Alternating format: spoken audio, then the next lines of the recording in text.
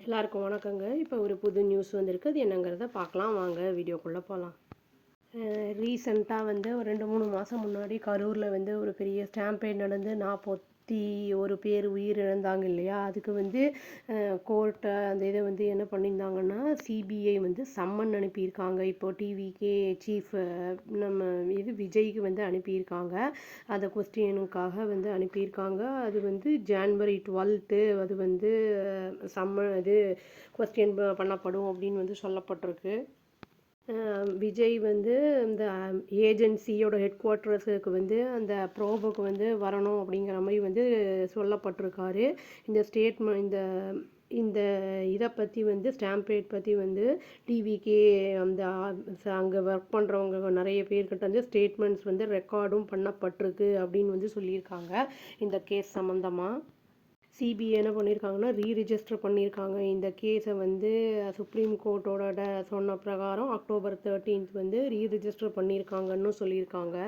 இந்த ஒரு நிகழ்வு அந்த கேம்பெயின் ரேலி அந்த டைமில் நடந்திருக்கு. இது நாட்டையே உலுக்கியிருக்கு அப்படிங்கிற மாதிரியும் சொல்லப்படுது. ஃபஸ்ட்டு எஸ்ஐஏ பண்ணும் அப்படிங்கிற மாதிரி சொல்லியிருந்தாங்க. இவங்க அதுக்கு அப்பீல் பண்ணி சிபிஐ ப்ரோப் வேணும் அப்படின்னு கேட்டிருந்தாங்க. அது பிரகாரம் டிவிக்கே கேட்ட பிரகாரம் இது கொஸ்டின் நடக்க போகுது. இந்த வழக்கு என்ன சொல்லியிருக்காங்கன்னா, இந்த நிகழ்வு ஒரு முத்திரையை பதிச்சிருச்சு. ஒரு அழிக்க முடியாதது இதாக அக்ராஸ் த கண்ட்ரியில் மக்களுடைய மனசில் அந்த அளவுக்கு இது பதிஞ்சிருக்கு இந்த அசம்பாவிதம் அப்படிங்கிறத சொல்லியிருக்காங்க.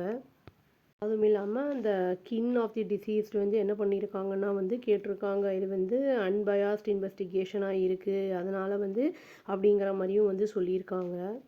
இது 3 மெம்பர் கொண்ட மானிட்டரிங் கமிட்டியாக பண்ணியிருக்காங்க. இது ஃபார்மர் சுப்ரீம் கோர்ட் ஜட்ஜு, அப்புறம் ஜஸ்டிஸ் அஜய் ரஸ்தோகி அப்படிங்கிறவர் சூப்பர்வைஸ் பண்ணுறதுக்கு அதை ப்ரோக்ரஸ் சிபிஐ இன்வெஸ்டிகேஷனை சூப்பர்வைஸ் பண்ணுறதுக்கு அப்படிங்கிறது சொல்லியிருக்காங்க. அவங்க என்ன சொல்லியிருக்காங்கன்னா, அந்த ப்ரோப் அந்த போலீஸ் ஃபோர்ஸ் சீனியர் அஃபீஷியல்ஸ் என்ன பண்ணியிருக்காங்க அப்படிங்கிறத சொல்லியிருக்காங்கன்னா, அதை சபார்டினேட்ஸோட காம்ப்ரமைஸ் பண்ணிட்டாங்க. அந்த இன்வெஸ்டிகேஷன் இந்த க்ரெடிபிலிட்டியை அப்படின்னு சொல்லியிருக்காங்க. அதான் நம்பகத்தன்மையை காம்ப்ரமைஸ் பண்ணியிருக்காங்க அப்படிங்கிற மாதிரி சொல்லியிருக்காங்க.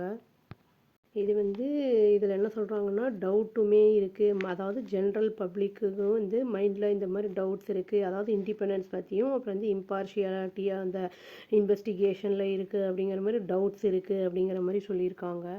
ஸ்டாம்பேட்டில் உயிரிழந்தவங்களுடைய ஃபேமிலிஸே இன்ஜூர் ஆனவங்க அவங்களுடைய ரிலேஷன்ஸ் அவங்கெல்லாம் ஒரு மந்த நிலையில் சிக்கிக்கிட்டு இருக்காங்க அப்படிங்கிற மாதிரி சொல்லியிருக்காங்க.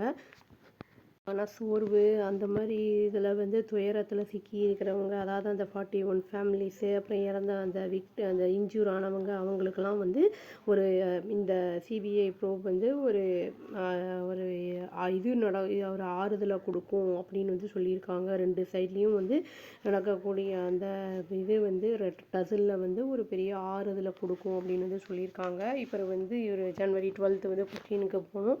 அதுக்கப்புறம் என்ன ஏதுன்னு சிபிஐ சொல்லுவாங்க. வெயிட் பண்ணி பார்த்தா தெரியுங்க என்ன நடந்தது எது நடந்ததுங்கிறது அப்புறம் தெரிய வரும்.